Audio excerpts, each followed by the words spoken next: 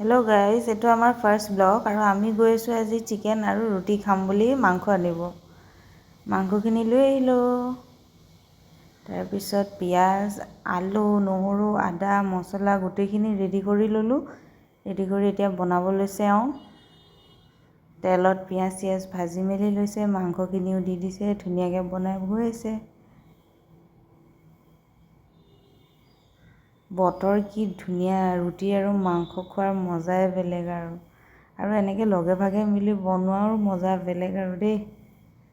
মই আৰু খাব নাপাই গোন্ধকে লৈ আছোঁ আৰু ইফালে মই ৰুটি মাৰি গৈ আছোঁ আৰু এওঁ মাংস বনাই গৈ আছে।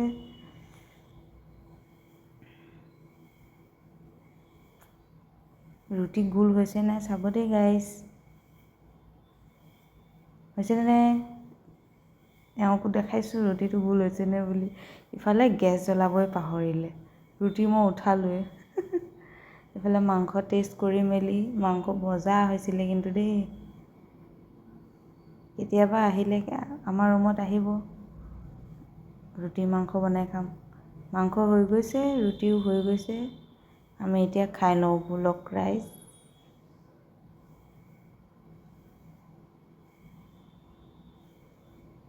ভোট জলকীয়াৰ অবিহনে খানা খোৱাটো সদায় অধৰুৱা দেই। মজা।